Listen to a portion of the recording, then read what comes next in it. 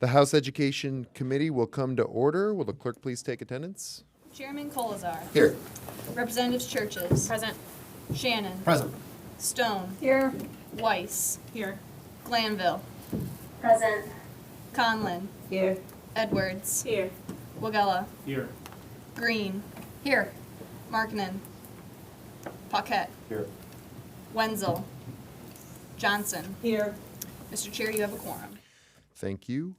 Representative Shannon moves to approve the minutes from the January 24th meeting without objection, so ordered. Good morning, everybody. Today we will be taking testimony from MSU Professor Catherine Strunk and State Superintendent Dr. Rice about Michigan's third grade reading law. So if they would all like to come forward.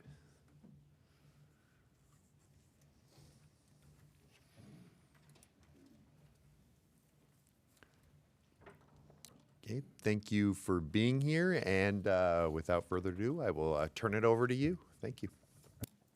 Thank you, Chairman. Good morning, Chairman Colazar, members of the committee. It's good to be here today.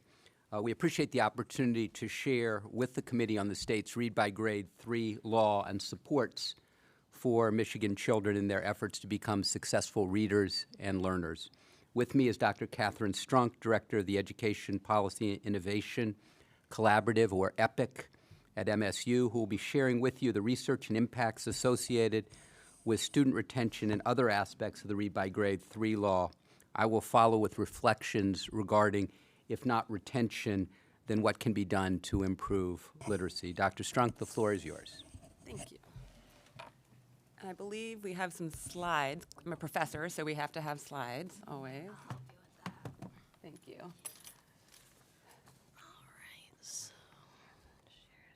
they go. Yep.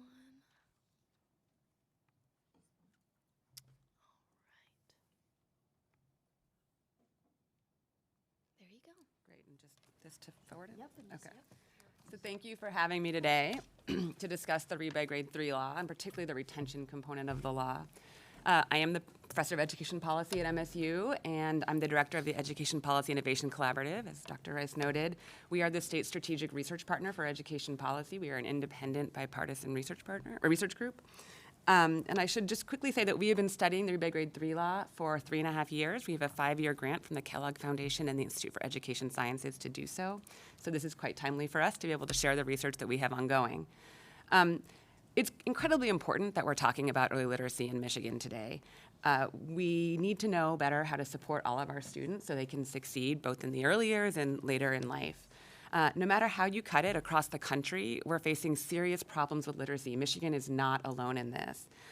So we've seen our declining third grade MSTEP ELA scores, as we've seen across the country and other states with their summative scores in third grade.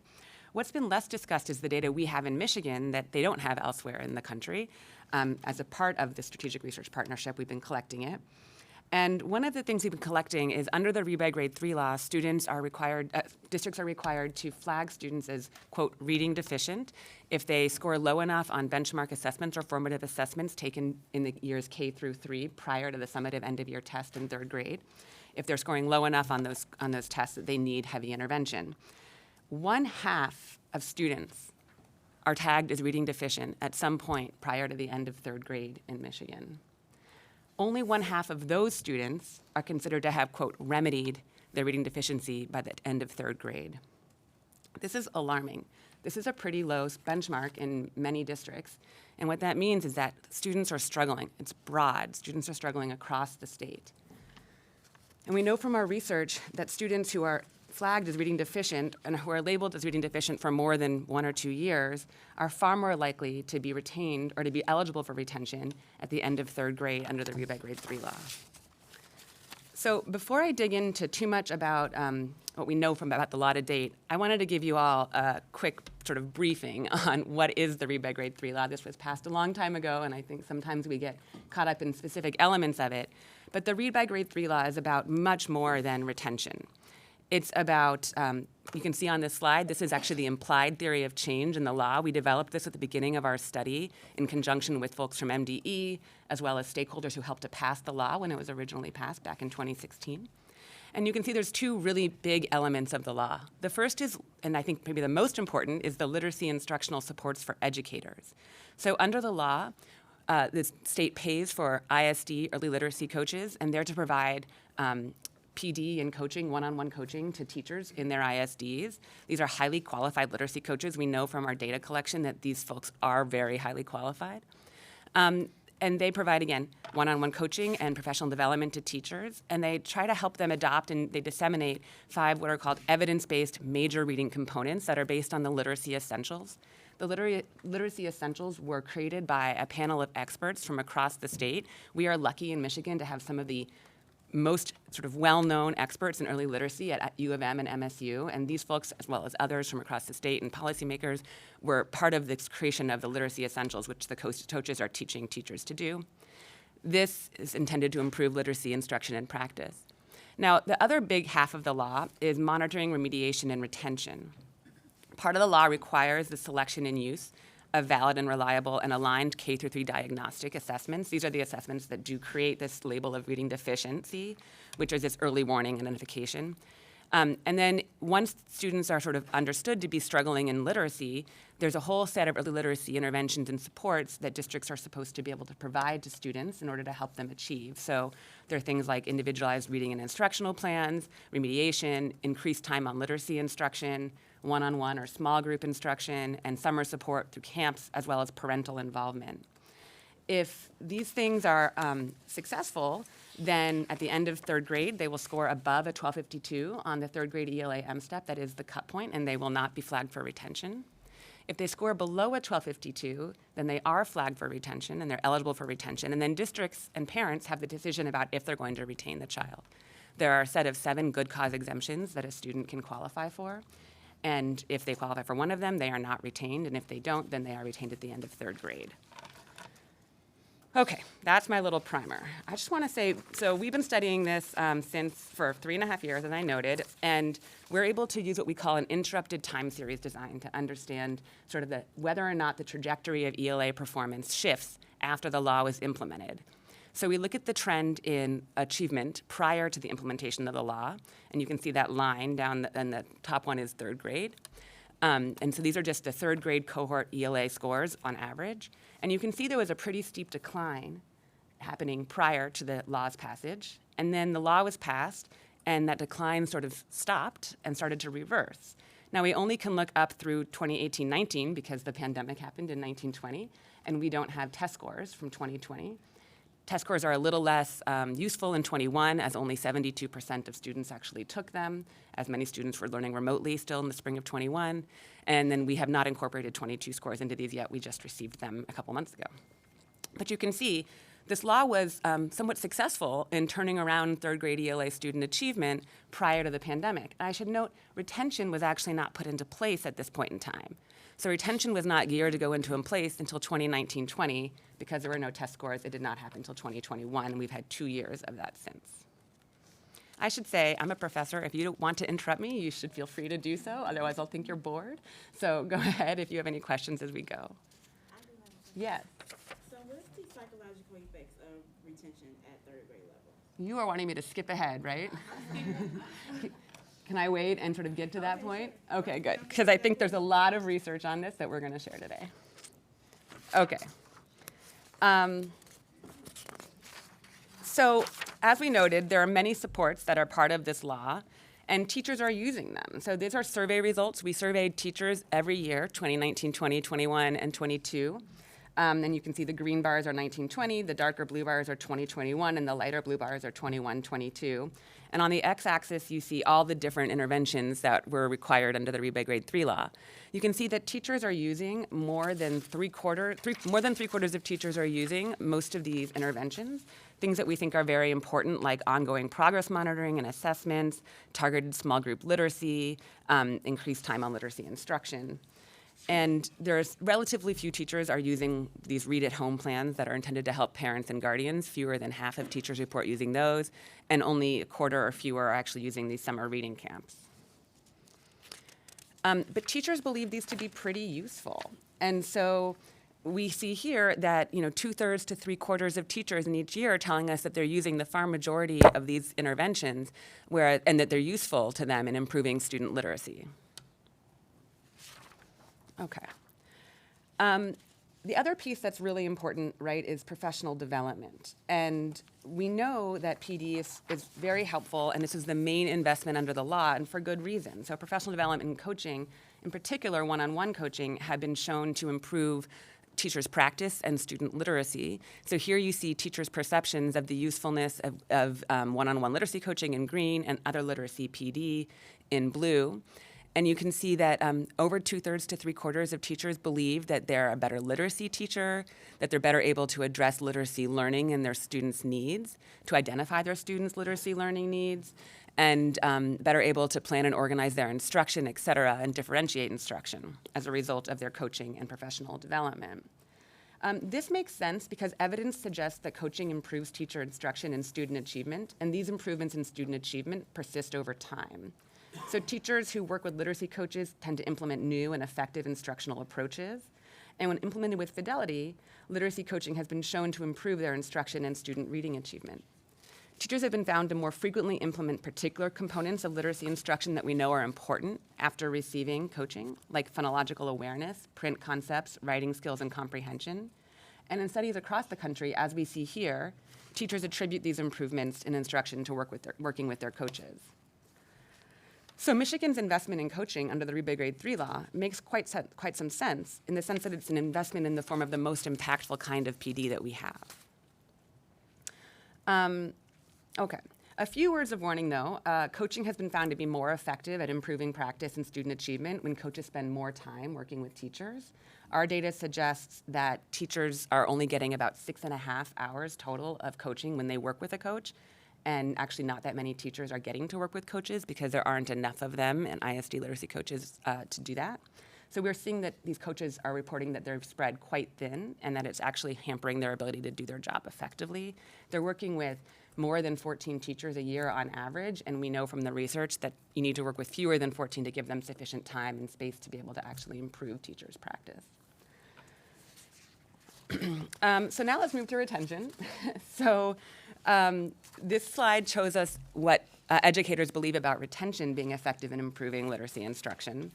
And the green bar is teachers, the dark blue is principals, the light blue is superintendents. And you can see that about 1/4 of teachers, and these are K-3 teachers, believe that retention would be effective to improve student achievement. And it gets less and less as you go sort of up in terms of administration. So only 9% of principals reported that they believed retention would be effective, and only 8% of superintendents felt the same. So this actually aligns quite well with the research. So the research on effectiveness of retention is actually mixed.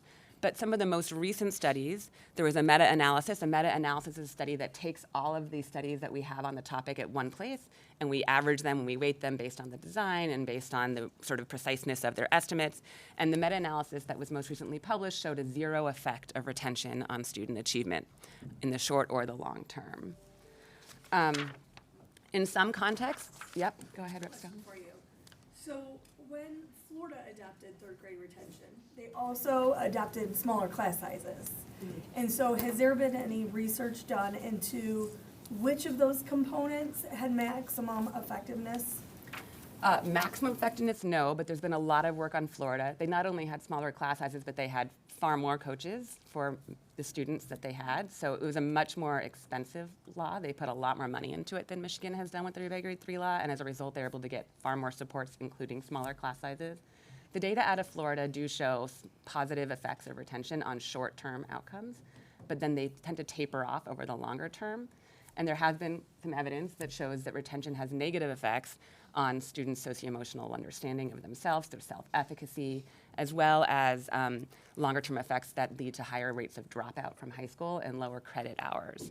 So those are all from sort of the Florida, New York, Indiana, North Carolina studies that have been done that are sort of the most rigorous.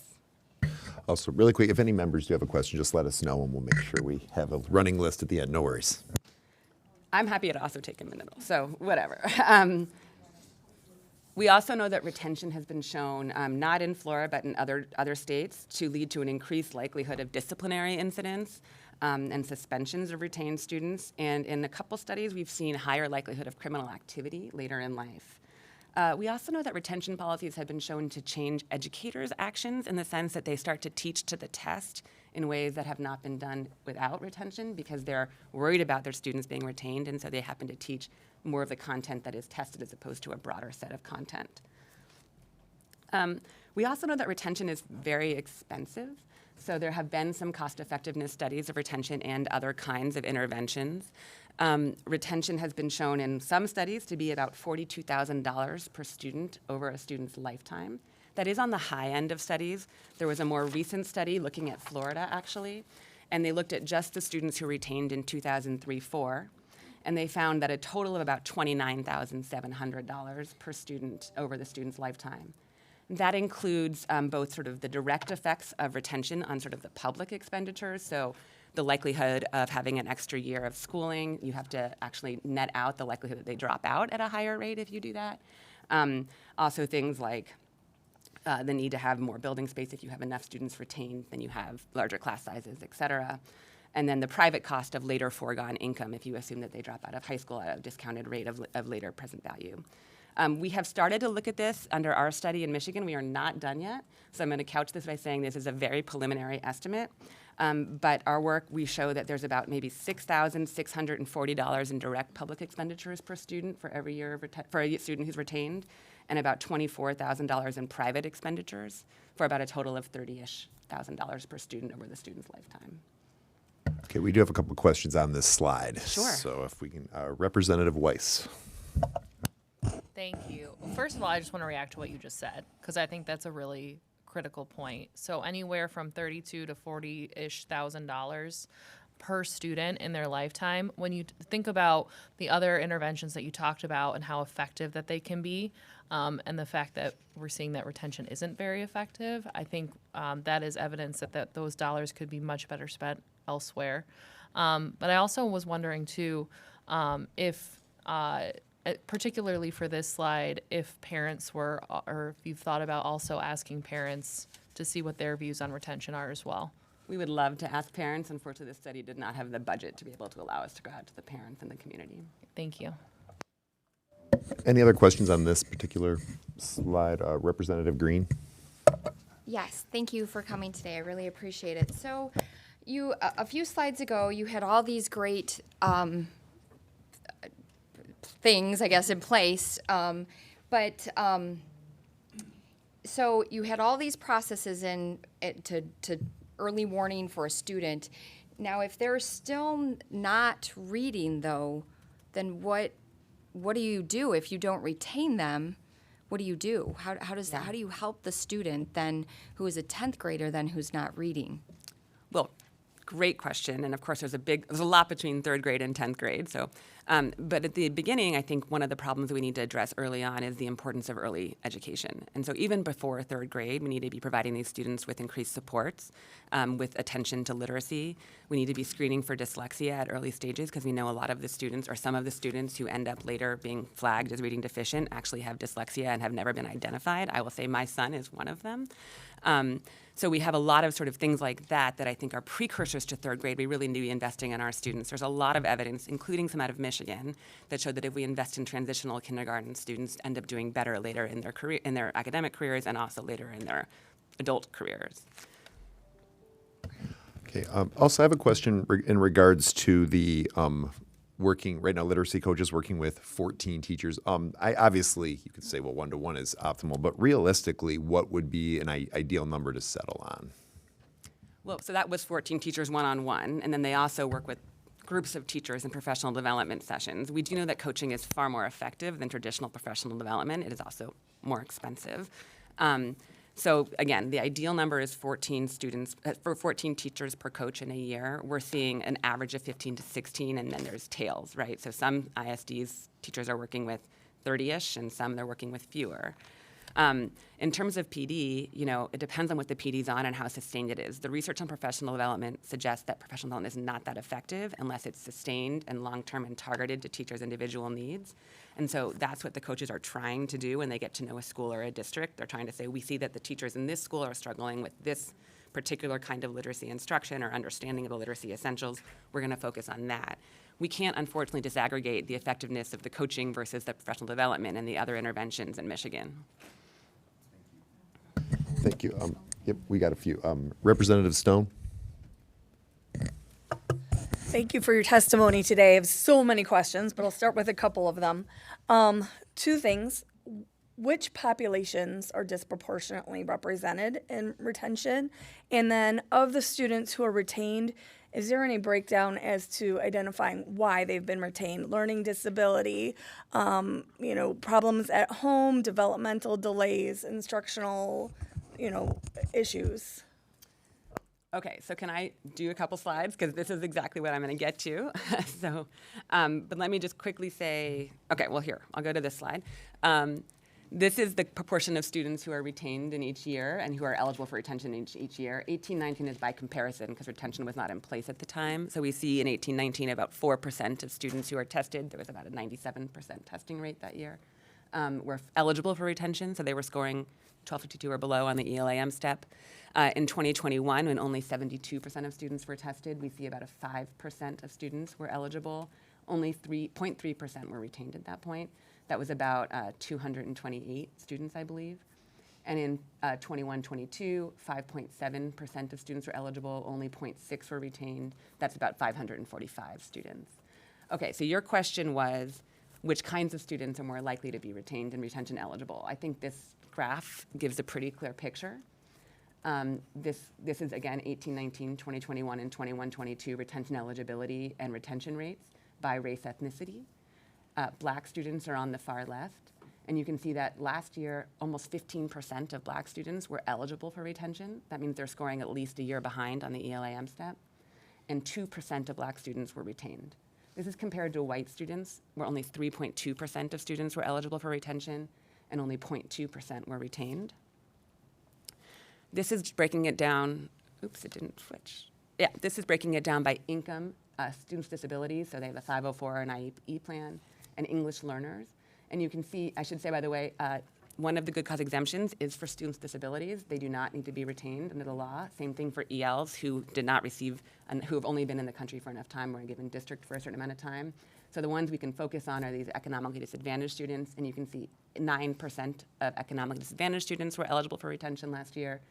Almost 1% were retained, as opposed to just 1.8% of students who are not ED.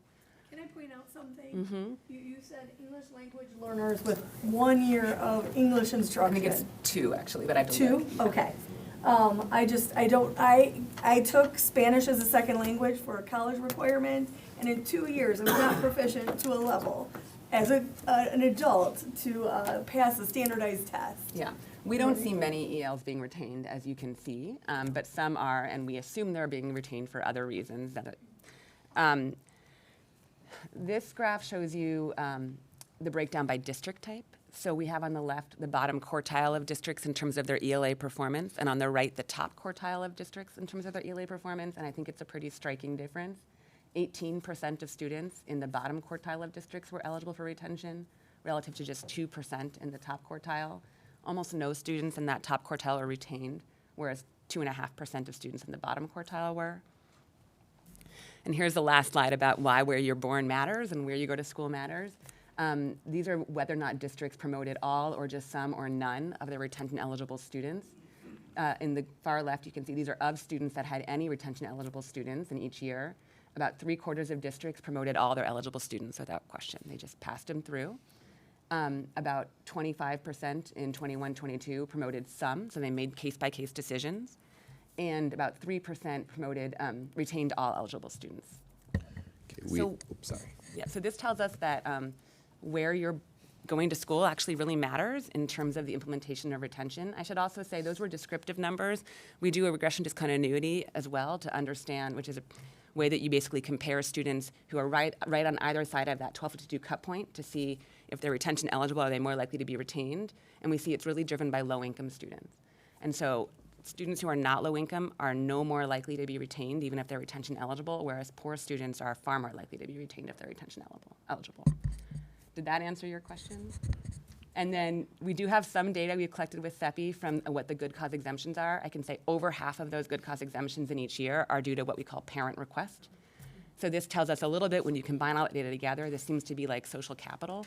So wealthier parents are more likely to be able to know that they can go and request an exemption, whereas lower income parents are often not as understanding of the law and what they can do. Okay. I know you have a summary slide coming next, Yep. so I was going to let you go through that, and then we have several members that have questions. Okay, so in summary, what do I want to make sure we get out of all this? The first point that I think is really important is the Read by Grade 3 law is about more than retention, and when we talk about it and we think about revising it, I just want to make sure that it's clear there are a lot of different moving elements to this law, and we should be thinking about all of them. ELA achievement was improving after the law's implementation and prior to the pandemic, and this was prior to the implementation of retention. Research in other states shows mixed to no effects of retention on student achievement, with most studies showing some fade out over time, and there is good evidence that retention may negatively impact longer-term student outcomes. Very few students are actually retained under the Read by Grade 3 law, and there is pretty strong evidence from our study that it's being implemented inequitably. Student demographic characteristics and district placement shouldn't determine the likelihood of being retained, but it does in Michigan. And there are high costs to retention, both to the public and to the private student. So the total cost of retention likely outweighs any potential benefits, especially if it's borne predominantly by low-income students. Happy to answer any more questions. Okay, also, just to members, please turn your mics on when it is your turn, just so we can make sure we can all hear you. So first up, I have Representative Paquette. Thank you, Mr. Chair. Thank you for coming in. With the research that you guys have looked into, my question would go along the lines of, you alluded to the fact that the kids that are retained have psychological, impacts, factors there. I think there were 565 that were retained, I believe. 545 this past year. And so when you had the graphs up there, that was, a small percentage of those, who were eligible. And so one of the slides, there were 17% eligible, 2.4% retained. So have you done any research based on the motivating aspects of this law on young people's, I guess, drive to learn themselves? Because I know when I was younger and I had the specter of, you might get held back, that really was a good kick in my pants. So it got me moving. And so have you done any looking into the motivating aspects of this law? No, we haven't. There are other studies that have done that, not in Michigan. And again, they do show some mixed evidence. Some students report feeling more comfortable in school when they've been retained in the elementary years because they feel they belong, but the majority of studies have shown actually negative effects on student self-efficacy.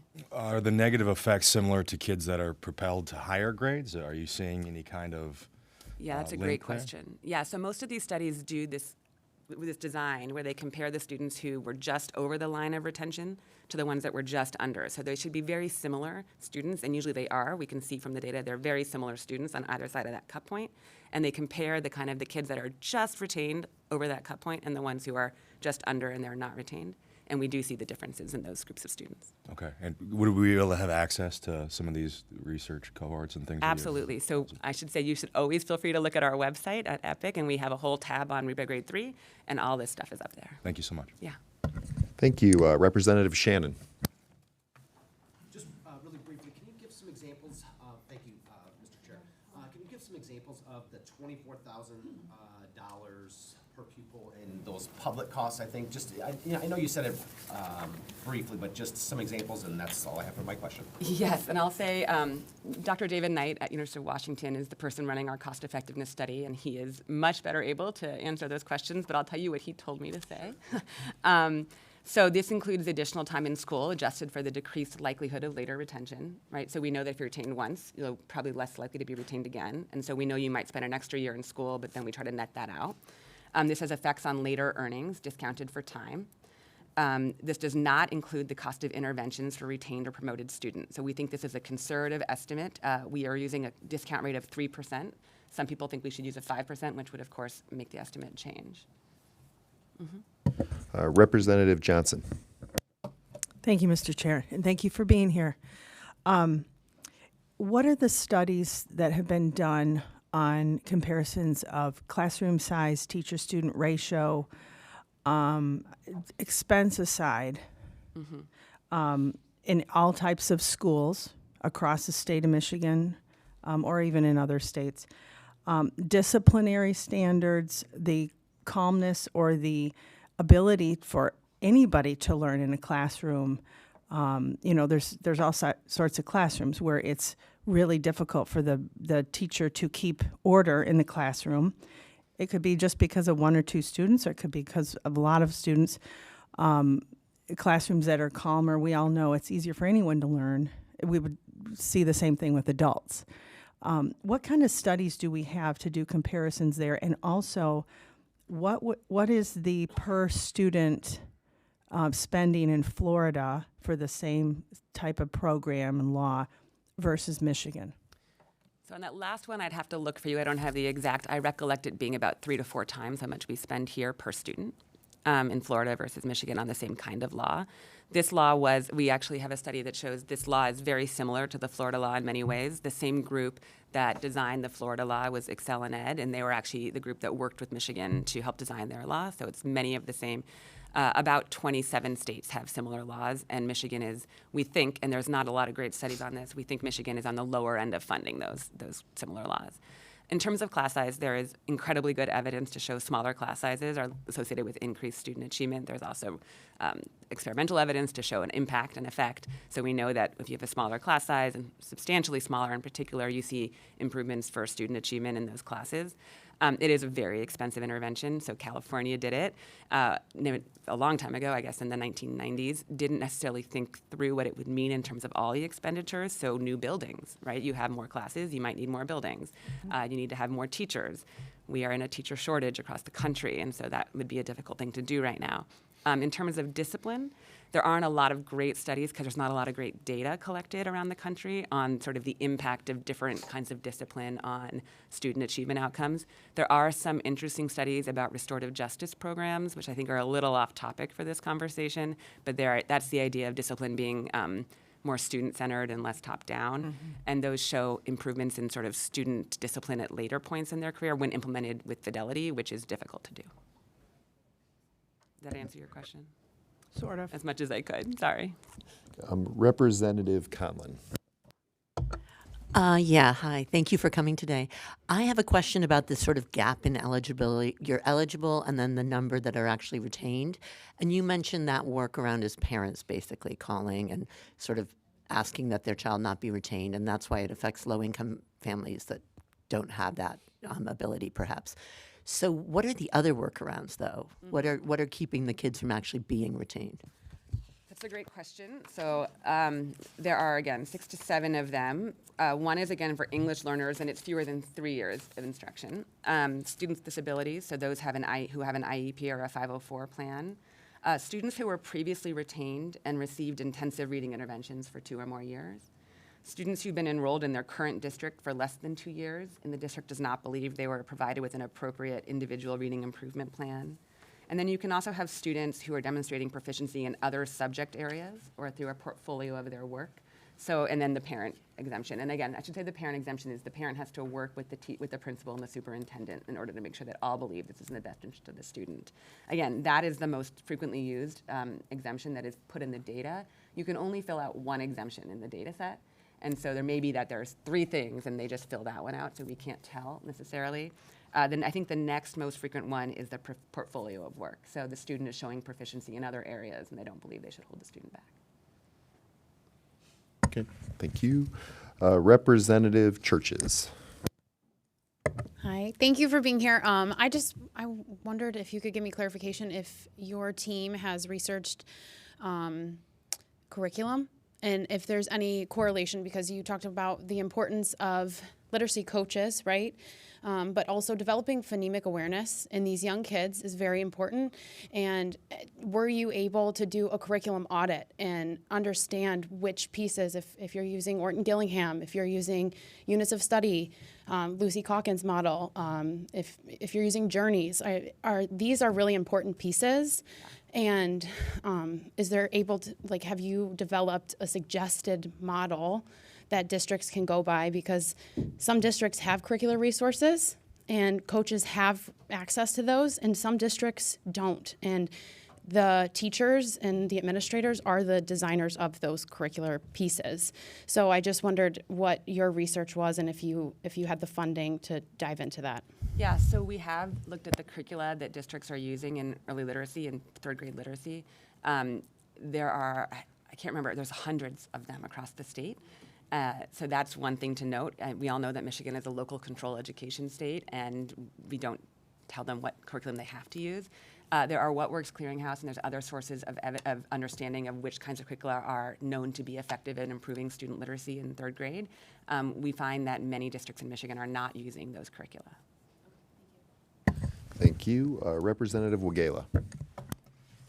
Wagela. Can we go to slide 10, if that's okay? I have a question about slide 10.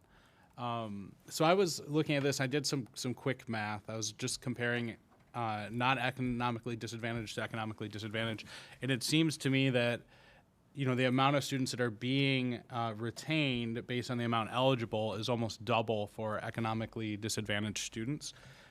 I guess my question is that purely because parents aren't aware, or are there other systematic issues in terms of like district decisions and perception of those students? Do we have that data? That was just something that kind of stood out to me. It's a great question. In our study, we do control for all sorts of other things. We control for their race, ethnicity. We control for their district that they're in. We control for everything we can control for from the administrative data. It is driven by the low-income effect. So even within the same district, low-income students are more likely to be retained if they're retention eligible than are non-low-income students. And I don't know if you know this, but would you say that is because parents are not aware that they can opt their students out, or is it because of the perception that administrators, teachers, school officials have of students that are low income? We don't have a good answer to that, yeah. Thank you. Representative Green. Thank you, Mr. Chair. I guess we have one of the lowest reading levels in the country. So if we're not going to retain them, then what are we going to do? We got to do something. I agree. We can't let them continue to not read as Right. they grow. But retention, we don't think is effective at improving their long-term student achievement in many states, and we don't know in Michigan yet. We're doing that study as we speak, so stay tuned in 4 or 5 months. We'll have more answers for you from here. So what do we do with those kids? One-on-one instruction with a qualified educator. I can't stress enough that we know more time in small groups or one-on-one with an qualified educator who is focused on literacy instruction is what we know to be the most impactful resource for students. More time in the classroom or more time in the school setting. So everyone wants to know what the magic bullet to improving student outcomes is. We know that the more time you spend learning, the better you're going to do. Now, of course, there's diminishing effects at some point, but those are the two things that I can think of. These ideas that we have around early identification, et cetera, that's too late for these kids. I'm with you. So what do we do now? We have to pour resources into them and have them in front of good educators and using the correct curriculum. So I would say we need to think about, are they dyslexic? Do they have other learning disabilities we need to consider they have not been flagged for? How do we then make sure that we're differentiating instruction and meet those specific needs? Just one more follow-up question. How many years have we studied the retention? Like, how many years has this happened? Well, retention, we just had the second year of retention in 21-22. It's based on the ELAM step scores, and so we didn't have ELAM step scores in 2020. So because there are only 228 students that were actually retained in the first year, it's pretty hard to know with a lot of certainty because the numbers are so small about the effects of retention on those students. But we are working to parse that right now. And we want to know how they do in the next year, right? And so we don't have data yet from the students who are just retained. So one more follow-up question. So since we've just only have 2 years with that, we don't know then of because you talked about their mental health or whatever, we don't know that information yet of what they're feeling, experiencing in high school yet because it's only been in place for 2 years, correct? Right, we don't know it in Michigan. We can only look to other states for that, yeah. Okay, thank you. Thank you. A question I have. In some Lansing schools, we have some students as old as grade 5 who still can't even spell their names, let alone read at grade level. You noted that early education is a great tool to avoid a situation like this, but what recommendations do you have for these older students who are already in need of post-pandemic catch-up? Yeah, so I think that's sort of the same ideas I just gave Representative Green, and maybe Dr. Rice has additional ideas as well, but I really think the more time you spend in school, in small groups with a qualified educator, learning targeted interventions towards what your specific needs are the way to improve student achievement now. Dr. Rice, did you want to add to that? In my presentation. Okay. We haven't forgotten about you, Dr. Rice. Representative Edwards. Thank you, Mr. Chair. I do have a couple of questions. You indicated that retention was expensive. Is it expensive on the front end or the back end? Both. Okay. And then you also stated that you would provide one-on-one, small sessions. Is that through an IEP or a 504 plan? Or is it just something extra? So a lot of these students won't qualify for an IEP or 504. You have to have a documented learning disability for that. So that's part of the idea behind the individualized reading instruction plans that are part of the law. Now, we do know from educators, and I didn't show it here, that they're reporting they only spend 8 hours total a year on writing IRIPs and administering IRIPs, which suggests that they're not really using them. When we survey the teachers, they tell us that they feel like they're just compliance documents and that they're not really helping them to help students individually. A suggestion I absolutely have would be to think about how we would create those to be more rigorous, less compliance-focused, and more useful plans for individual students to proceed. Okay, thank you. I won't ask the mental health question because you already addressed that. Thank you. Okay. Thank you. Representative Stone. Thank you, Mr. Chair. So I want to circle back to something that Rep. Churches touched on, which was like teacher and developmental. So as a first-year fifth grade teacher, getting students and having a curriculum of teaching genre units and having students who couldn't read chapter books yet, I became a better teacher because I taught first grade and second grade. It was only through those developmental experiences of providing that instruction that I understood the kids who were in my classroom as a fifth grade teacher. And so one of the things that I took away from teaching primary grades was that if you were going to encourage parents to retain a child, it would have been either a pre-kindergarten, a kindergarten, or at latest first grade. Are there any states that are leading in that area that are encouraging parents? I mean, we're already seeing it in affluent communities where kids are considered redshirted and giving them an extra year of upfront developmental growth. Is anyone taking that tact?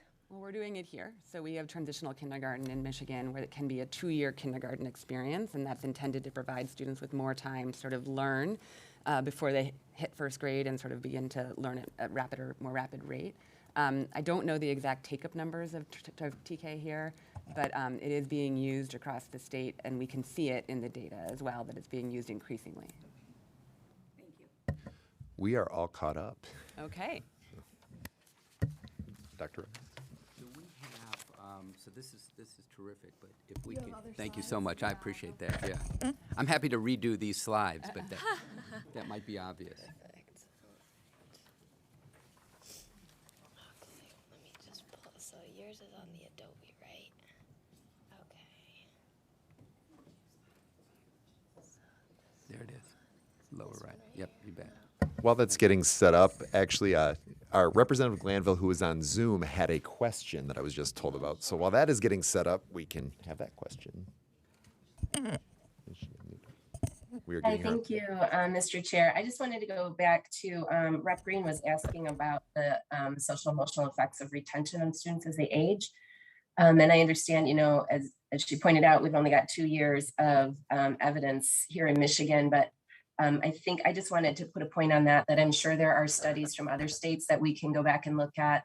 And then also wondering if there's data outside of third grade retention, just overall students who've been retained over the years, what that looks like as they age. I'm hoping there's data somewhere that we can draw on to get a picture of what that looks like, even though we're so early in our program here. Is that something you have?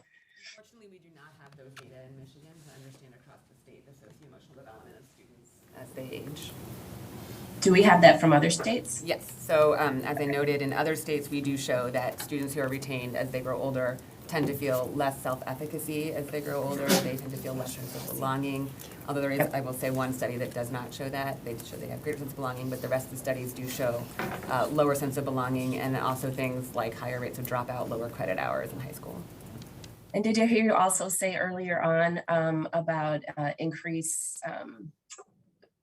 tendency to be incarcerated later in life? Yep. That's also been found in studies from other states. All right, thank you. Thank you. Dr. Rice. Thank you, Chairman, members of the committee. I would be happy to answer any questions that you have. In the interest of time, we may want to do those at the end of the presentation. So, Chairman, members of the committee, as we have asserted for a number of years, the Read by Grade 3 laws supports are helpful, but retention is not and needs to be repealed. In addition to the supports in the law, there are other efforts that need to be implemented to improve early literacy in the state. I will outline those as we go through this presentation. We are strongly supportive of the reading supports currently included in the Read by Grade 3 law, the staffing recommendations, the reading intervention services, and the evidence-based curricula and instructional materials. Professor Strunk noted these, but I want to highlight these as well. These are the recommended staffing elements within the law. These, the reading intervention services within the law, and I underscore particularly the importance of the targeted small group or one-on-one reading intervention, the progress monitoring assessments, the read-at-home plans. The IRIPs are important, but they are not magical. They have to be implemented to be effective in the supplemental evidence-based reading intervention. And then finally, the evidence-based curricula and instructional materials. And we can unpack any of these if they're interesting to the committee. I would like to suggest, however, that there are other supports not in the Read by Grade 3 law, which themselves are important. Some of those have been funded by the state legislature. Some of them have not been funded by the state legislature. We'll unpack them in the next few minutes. Goal 1 of the state's top 10 strategic education plan is the expansion of Great Start Readiness Program. And in this regard, you have funded additionally the Great Start Readiness Program by $202 million in the last 2 fiscal years, fiscal year 22 and this fiscal year 23. Michigan's preschool program is top-rated in the nation, but that we are top-rated relative to quality and that we are top-rated relative to funding and access are different things. And we lag behind in terms of funding and access. We are catching up in terms of funding and access. So the work that you did, members of the committee, to boost that preschool funding from $3,625 per slot to, or $7,250 for a full day experience, to $8,700 in fiscal year 22 to $9,150 in fiscal year 23 is a big deal. The additional funding that you have allocated will help us ultimately educate another 27,000 children annually in preschool. There is nothing more important to literacy achievement than an extra year of education in that 0 to 5 year period of time. It's enormously supported in the research. Supporting the governor's call for all 4-year-old children to have access to at least a year of high-quality preschool is not just supported relative to educational outcomes, but also life outcomes. It's not just about getting a great start in your education, although it is about getting a great start in your education. It's also about continuing well in your education, and it's about all life outcomes post-education. But there are other efforts that can drive higher literacy as well. Professor Strunk noted, and a number of the committee members focused on low early elementary class sizes. These are particularly impactful in high poverty, low achieving communities.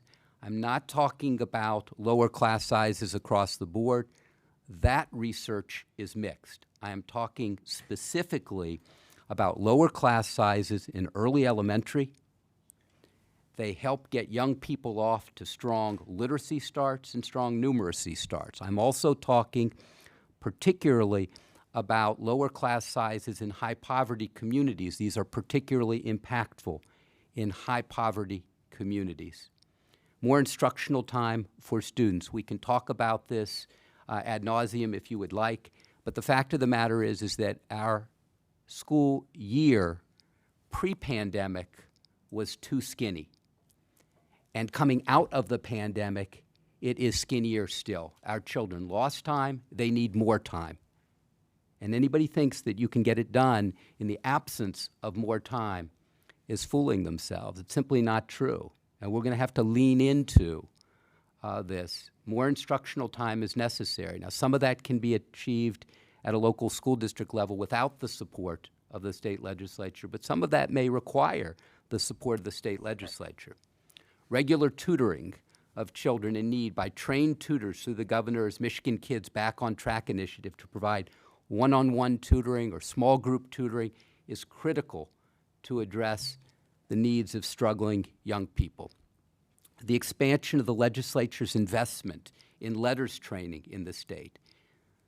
Committee members, you funded letters training $4 million in fiscal year 22, $10 million in fiscal year 23. We have 4,000 teachers currently going through letters training. Representative Church has referenced phonics. It's phonics, it's phonemic awareness, but it's also the importance of fluency. It's the importance of vocabulary development. It's the importance of knowledge development, which becomes prior knowledge as you attack each new text as a young person. This is really important training. And we would like to have it not for 4,000 teachers in the state, but for 30,000 teachers in the state. It is enormously detailed training. It is some of the best training that our teachers have ever taken. It's also some of the hardest training that our teachers have ever taken. But when you go through it, you come out the other end really prepared in a very different way to be a teacher of literacy. And we'd like to see most of our elementary teachers trained in letters training and many of our special education teachers trained in letters training. Like you, we believe in the importance of helping children with dyslexia become proficient and successful readers. We know the legislature cares deeply about dyslexia. We know that you funded Orton Gillingham this past year and the preceding year, $1 million.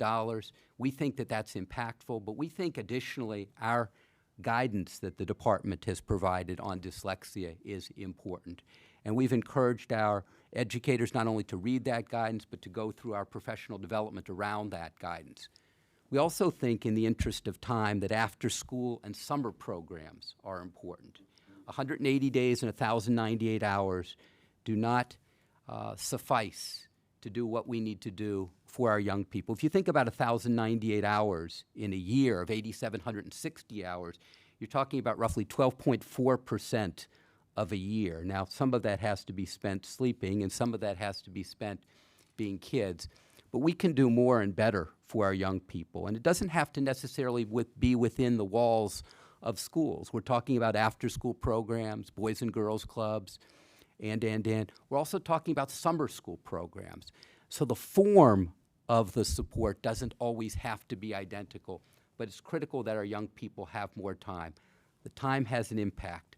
Time has a cost, yes, but the time has an impact as well, and that impact is more than offsets the cost. You funded after-school and summer programs, $25 million in fiscal year 23. This is in addition to the federal 21st century after-school programming and summer school programming. We appreciated that. We asked for 50, we got $25 million. Beggars can't be choosers. We're delighted to have gotten the $25 million, but we would recommend an increase in this in the coming budget. We got $41 million worth of applications, committee members, for that $25 million. And there are districts that didn't apply for those dollars simply because they didn't feel like they were going to be competitive in the process with the small number of dollars available. In addition to the how of literacy, and we've talked a lot about the how of literacy, the why of literacy is important as well. It's important to train teachers and, by extension, young people on the technical elements of literacy, but it's also important that young people feel that there's a reason to read, a why of literacy. There's a reason to go into books. Many of our young people break the code. They learn how to read technically, but they don't find any particular reason or reasons to read.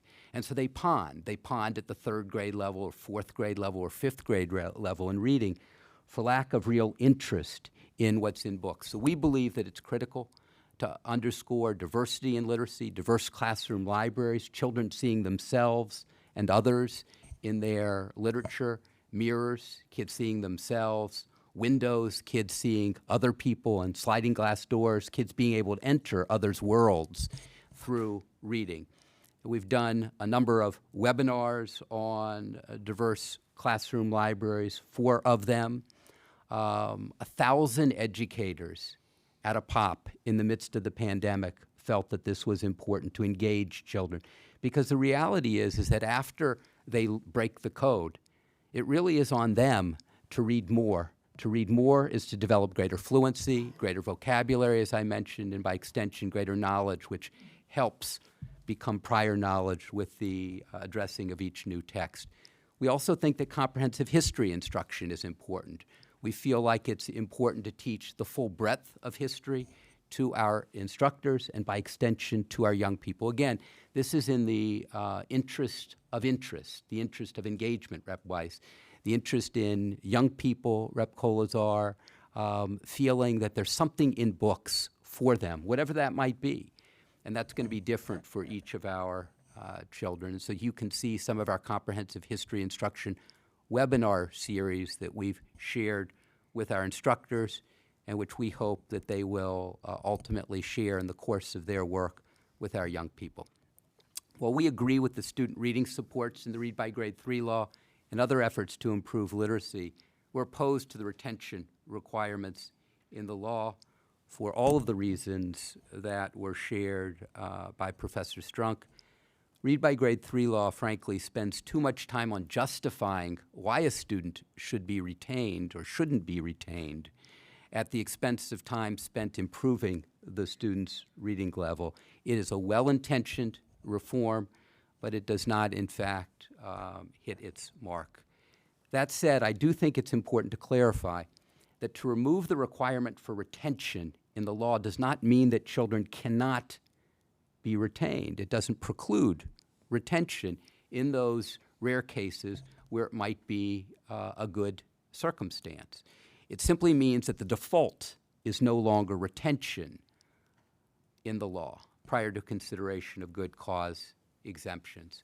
We support the passage of Senate Bill 12 to repeal the required retention. Let's eliminate the punitive. Let's start building on the more positive to support our children. Happy to answer any questions that you may have. Thank you, Dr. Rice. Question from Representative Stone. I really appreciate you hitting on the importance of classroom libraries. It's important that they're inclusive, it's important that they're representative, and as a 4th grade teacher, mine had to be stocked from preschool level books to 8th grade. But very rarely do districts provide a classroom library. If you're hired in, you might be lucky enough to inherit a classroom of a retired teacher who is willing to leave their library behind. I spent annually at least $1,000 on books. Any thoughts, or have you heard of any investment on helping, especially new teachers, develop that inclusive library? So we are actively encouraging districts to lean into diverse classroom libraries. We think classroom libraries are every bit as important as, if not more important than, school libraries and community libraries. We're supportive of all of them.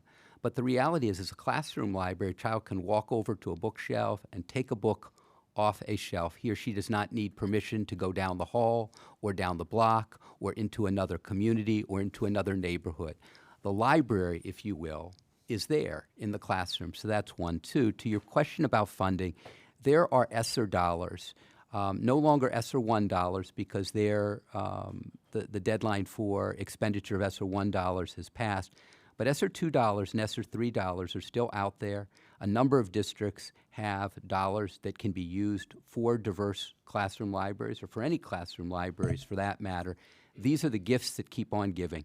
And we think it's so important, Rep. Stone. We appreciate the investment that you made as a 4th grade teacher, and many teachers will do that, it's true.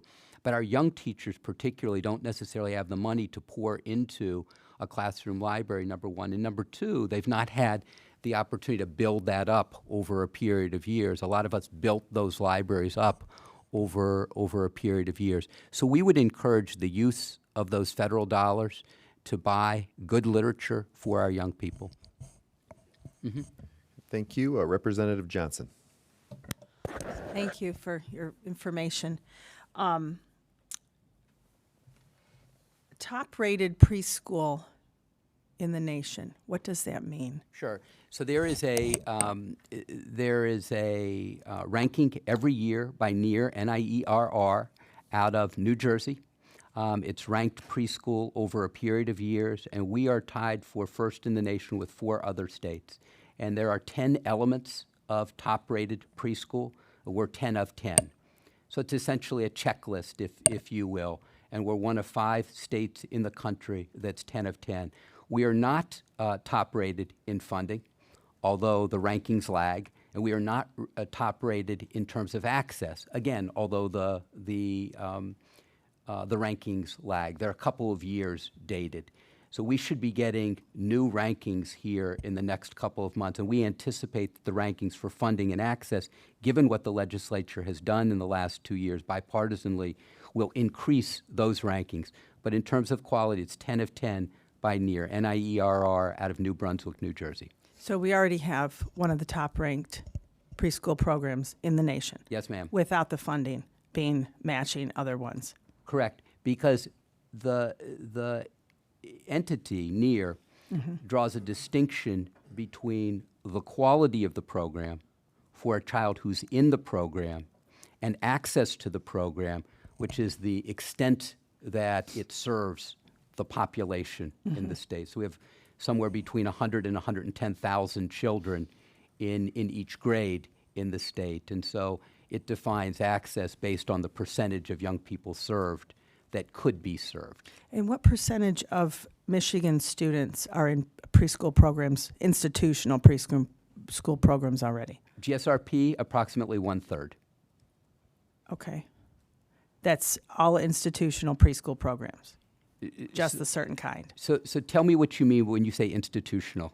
A formal preschool program. So GSRP is the state's funded Great Start Readiness Program. There are approximately 36,000 children of roughly 108,000 children per grade level in the state. So 36 of 108 would be exactly 1/3. So those that are in a private, separate. They would be in addition to the 36,000. Okay, and we don't know that number of how many are in those kinds of programs. I do not have that number right now. We can work on getting you that number. There are private preschool, there are parochial preschool, and there are people that do some version of 4-year-old childcare. And quite frankly, if there is quality associated with the preschool, from our vantage point, we're agnostic to form. We're not pushing a particular form. We think the GSRP preschool program is outstanding, but we know that there are other outstanding preschool programs as well. Where we weigh in is the need for preschool as opposed to a child being parked or otherwise unengaged. Thank you. You see where my thought is going, that we don't really have all the data for all the students in the whole state of Michigan when we're just looking at one type of a program, but it's at least an interesting statistic, a piece of data. Sure. And I'm sorry, just one note, that from my vantage point, a call to offer a GSRP preschool for all is different from mandatory GSRP preschool. Right. That the two are not analogous one to the other. And to make it available and to make it required are not synonymous at all. Right. Yeah, I appreciate cool. that. Okay. Thank you. I appreciate the where your thought process on this whole thing is. I think there are so many other factors, though, that I'm really okay looking at other ways to help improve reading than just retention. There's so many other factors. Let's see here. Dyslexia, for example, does not have an economic parameter. We see this in all, right? Am I right? We see this whether you have high economic households, low economic disadvantage. It doesn't matter, ethnic group. I mean, all the data I've seen, and I've had some dyslexia students in my own family too, So we've done quite a bit of research trying to figure out what learning style would work for them. And oftentimes you fail at the first two before you get to maybe a third one that actually works for that child. So it's interesting to see the economic disparage, differences. Nobody wants to talk about single parents versus two-parent households, but often the stress that comes with, and I'm not pointing fingers. I single parented almost my daughter's entire life, but often that stress produces parenting style that they just can't do everything and be at the school and ask the teacher what's going on and go home and help the student learn to read or do math or whatever. And often poverty is associated with single parenting, not always, but there's a lot of other factors I think we need to look at in our society, and we're looking at one little box. If we can fix one little box, that's heading in the right direction, but it's certainly not the whole picture. Do you have any comments on these other factors? Well, one, they exist. We acknowledge them. We noted, for example, dyslexia, which, as you point out, is not related to socioeconomics at all. I don't think that there is one thing that adversely affects young people's ability to become a reader. I think we have to attack this in a variety of different ways. I think working with parents, when parents are willing, available partners, that's terrific. It's an enormous opportunity for us. But as you point out, every parent isn't similarly available to have that connection with school, or even similarly interested in having that connection. Where parents are our partners, where they are active in and with school, we benefit from it, and more importantly, our young people benefit from it. We can get more out of that relationship between parents and schools. I believe that real strongly. We're supportive of parent education and family literacy centers. We think we can teach parents literacy skills, and it's not parenting skills, it's literacy skills, and we think that that can help our young people learn to read. Some of it is as simple as reading to young people every day, or having young people read to you once they begin to read. Some of it is the back and forth around the text, and working with young people. But that has to be taught.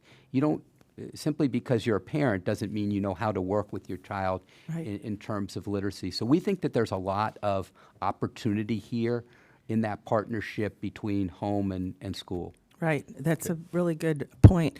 Also, what is Representative, I've still got three members that have Sorry. questions. We have a 4-minute hard stop, so I really want to try to get through them. I'm sorry to interrupt you. But Dr. Rice, you'd be available for any questions, follow-up that absolutely. members would have as well. Thank you. All right, Representative Paquette. Thank you, Mr. Chair. Thank you, Dr. Rice, for being here. It's always a pleasure seeing you in person. Quick question. Professor Strunk mentioned that the data on this law in particular, with retention in mind, that it's not going to be coming together for another couple of months. So in terms of your approach about repealing the retention aspect, is that a data-informed decision? I know you mentioned that you've been opposed to the retention aspect of this law for some time now, and so we haven't seen the results yet. So my question would be, this impact, especially when we mention fidelity to the model, a lot of teachers lack a lot of motivation for some of our laws that we put forward because they often change and they're shifting sands. So in terms of that, I guess some of your thoughts. Sure. So I do think it's a data-informed decision, and it's a research-based decision, but I don't think it's necessarily a Michigan research-based decision. It is young in Michigan, it's true, but it's not young in other states, and we've not seen the benefit of retention in other states. So that's one. Two, it is true that teachers aren't enthusiastic about the idea, but in fairness, implemented at the same time were reading coaches, were other literacy supports, and they were immediately enthusiastic about those. So what I would say is that I don't think the enthusiasm is a function of time to get used to this aspect of the law. Rather, I think it's a function of what professional educators like you feel will have an impact on young people's education. Thank you. Thank you. Representative Wagella. My question was pretty simple. I know, the data overwhelmingly shows that preschool is extremely beneficial to students. And I know we're making great efforts to increase that. I guess the thing that isn't clicking with me is why not make it part of the K-12 system and go from a K-12 system to a pre-K-12 system? I imagine that would have great effects on reading scores. Has there been conversation about that and what your thoughts are? And that's it. So I think it turns on the definition of the term universal. And the governor is going to announce her budget in the next week and a half. And I certainly don't want to presume or otherwise jump her work on this issue. To do that, let me back up. We need to increasingly lean into the notion that school begins at 4, not 5, not 6. So I agree 100% in that regard. Whether or not you move to a mandatory preschool or a mandatorily accessible preschool are two different things, as I mentioned to Rep. Johnson earlier.